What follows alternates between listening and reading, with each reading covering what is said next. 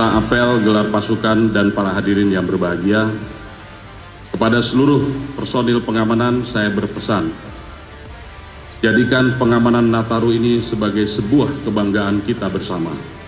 Oleh karena itu, laksanakan tugas dengan penuh tanggung jawab, profesional, humanis, dan pahami tugas maupun fungsinya sesuai dengan rencana operasi dengan mengedepankan langkah prediktif serta deteksi dini.